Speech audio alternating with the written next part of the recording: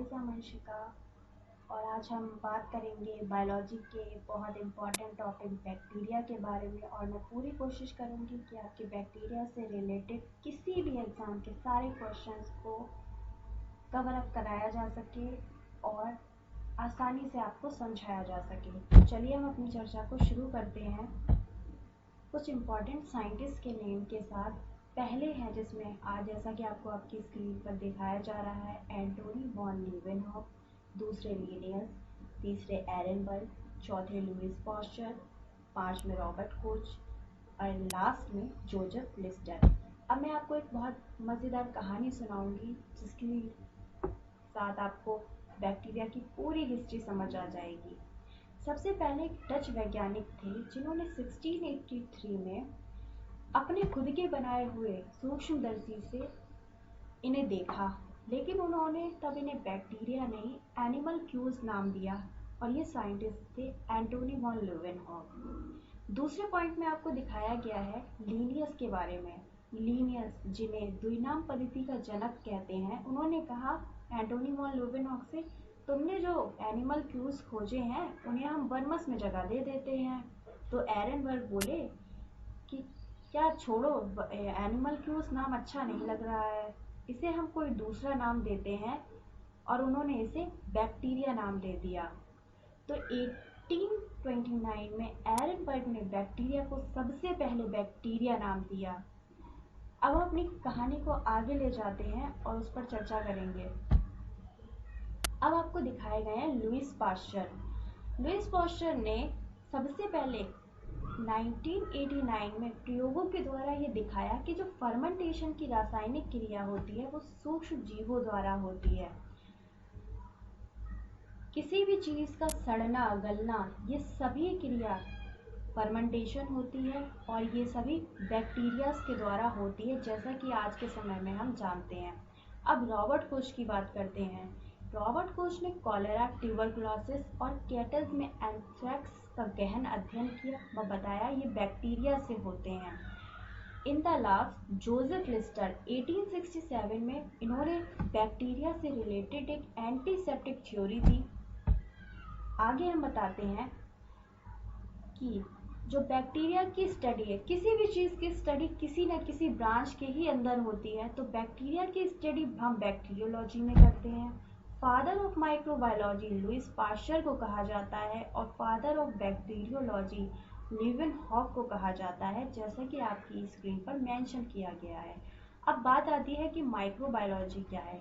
ये बायोलॉजी की एक ब्रांच है जिसमें प्रोटोजोआ, एल्गी, बैक्टीरिया, वायरस जैसे सूक्ष्म जीवाणुओं का अध्ययन किया जाता है। तो हमने पहले ही आपको क्लियर कर दिया है कि बैक्टीरिया की स्टडी हम कहाँ करेंगे, बैक्टीरियोलॉजी में। और माइक्रोबायोलॉजी क्या है, ऐसी बायोलॉजी की ब्रांच जिसमें प्रोटोजोआ, एल्गी, बैक्टीरिया, वायरस सबका अध्ययन किया जाता है। तो हमारे father of microbiology is Lewis pasture और father of bacteriology is लीवेनहॉफ।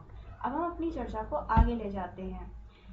Bacteriology की स्टडी जैसा कि हमने पीछे आपको बताया था, उसमें बैक्टीरियोलॉजी में की जाती है। माइक्रोबायोलॉजी से related important year is 1885 to 1914। This time is called as golden year. Microbiology से रिलेटेड जितनी भी इम्पोर्टेंट खोजें हुई वो 1885 से लेकर 1914 तक हुई। इसी टाइम को हमने गोल्डन पीरियड के तौर पर मेंशन किया है।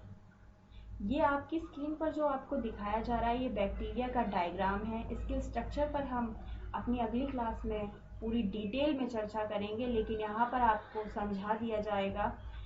आपकी स्क्रीन पर दिखाई दे रहा है कि एक सेल, प्रोकैरियोटिक सेल का स्ट्रक्चर है जिसमें आपको cytoplasm, nucleoid, flagella, pili, ribosome, cytoplasmic membrane, cell wall, capsule, ये सभी आप इस फिगर में आपको मेंशन किए गए हैं। इनकी डिटेल में चर्चा हम अपनी अगली क्लास में करेंगे।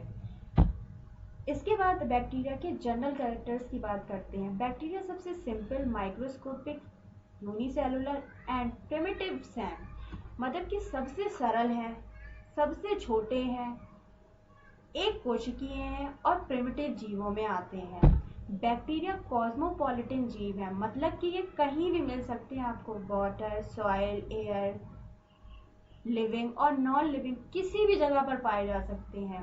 सबसे खासियत है कि ये गर्म पानी में और बर्फ दोनों में, और गर्म पानी में 80 डिग्री सेंटीग्रेड टेम्परेचर तक पाए जा सकते हैं। बैक्टीरिया में सेल वॉल होती है, इसीलिए बैक्टीरिया को प्लांट किंगडम में रखा गया है। बैक्टीरिया में well developed plastid, mitochondria, Golgi complex, endoplasmic reticulum आदि सारे ऑर्गेनेल्स पाए जाते हैं। बैक्टीरिया सेल के जो केंद्रक होते हैं उसके जो अराउंडेड न्यूक्लियर मेम्ब्रेन होती है वो प्रेजेंट नहीं होती, जिसकी वजह से इसे प्रोकैरियोटिक सेल कहा जाता है। So in that case this type of nuclear material is called incipient nucleus. अब हम आपको बताते हैं इंसिपिएंट न्यूक्लियस क्या होता है। इस टाइप के न्यूक्लियर में नॉर्मल क्रोमोसोम प्रेजेंट नहीं होते, केवल डीएनए हिस्टोन प्रोटीन के साथ एक सर्कुलर शेप में प्रेजेंट होता है। इसी सर्कुलर शेप को हम न्यूक्लियोइड कहते हैं, और यही कंडीशन इस बैक्टीरिया को प्रोकैरियोटिक बनाती है, जो कि यूकैरियोटिक सेल्स में नहीं होता। बैक्टीरिया की प्लाज्मा मेम्ब्रेन सर्कुलर शेप में कहीं उसकी कुछ स्थानों पर पाई जाती है। ये स्थान मीसोसोम कहलाते हैं, जैसा कि आपको आपकी स्क्रीन पर दिखाया गया है। रिप्रोडक्शन जो बैक्टीरिया में पाया जाता है वो बाइनरी फिशन के द्वारा होता है, और सेक्सुअल रिप्रोडक्शन कॉन्जुगेशन, ट्रांसडक्शन और ट्रांसफॉर्मेशन आदि से होता है। बैक्टीरिया की प्रकार, उसका इकोनॉमिक इम्पोर्टेंस, उसका सेक्सुअल रिप्रोडक्शन, नॉर्मल रिप्रोडक्शन हम अपनी अगली क्लास में चर्चा करेंगे। इस टॉपिक को ध्यान से सुनने के लिए आप सभी का धन्यवाद।